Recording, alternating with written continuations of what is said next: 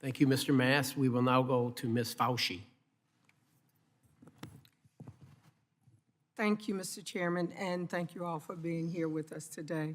I'd like to turn our attention back to diversity in the aviation workforce. Congressman Allred touched a bit on this, but I'd like to do some follow-up. In 2021, the U.S. Bureau of Labor Statistics reported that only 3.9% of pilots in the U.S. aviation industry were Black.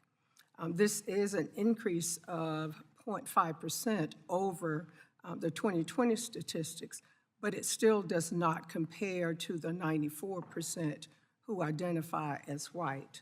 In my home state of North Carolina, Elizabeth City State University and HBCU hosts the only four-year collegiate aviation education program in the state of North Carolina, offering students a Bachelor of Science degree in aviation science.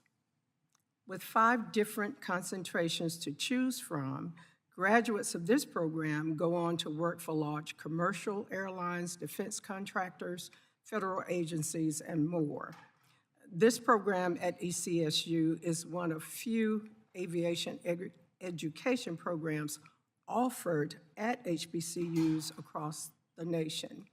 But it is programs and partnerships like this one that are helping to diversify the aviation workforce. So with that being said, my first question today is for Captain Ambrosi.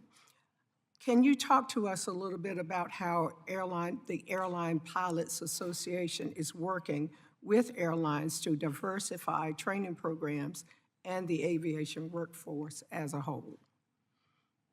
Well, Representative, thank you for the question. So, as I stated earlier, we absolutely believe in a more diverse workforce. Airlines, from Delta. Delta Airlines is partnered with universities to try to increase more diverse workforce and get more folks interested, trying to reach out to the community largely to get a more diverse workforce interested in it. It goes beyond that, though, because as we've spoken, there's hurdles to entry based on expense. It's very expensive to become an airline pilot. It's a great profession. Fortunately, we've negotiated some excellent contracts, and the regionals are starting to pay more. So now people see a light at the end of the tunnel and say, if I'm forced to spend this time and this effort to get there, I will get somewhere someday that I can have a means to pay back any kind of student loans that we get through this program. But we absolutely support federal legislation to put student loans, our profession, in line with other professions that allow student loans to become an airline pilot, thereby bringing more in from the communities we serve in a more diverse workforce. Thank you for that. And a similar question to you, Chair Homendy. Your written testimony discusses your goal of hiring additional personnel and right-sizing your agency. Can you discuss any diversity efforts the agency plans to take when achieving these efforts? And also, what resources are needed from Congress to achieve this?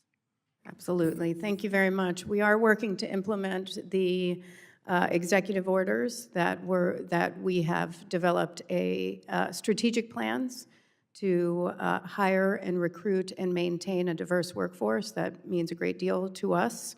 I have appointed a chief diversity officer, and in addition, internally, we are working with HBCUs and others to hire and looking to expand who we're working with to recruit employees to the agency.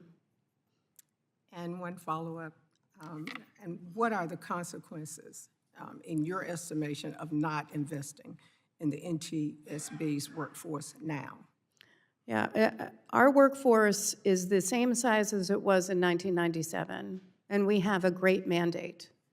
Every time we get an increase, most of that increase goes to the annual pay increase for federal employees, which is also needed, but we need to expand our workforce, our training for our workforce, to accomplish the mission that Congress has tasked us to carry out.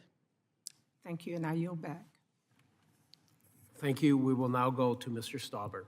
Thank you, Mr. Chair, and I think that Chairman Graves opened this hearing up to talk about the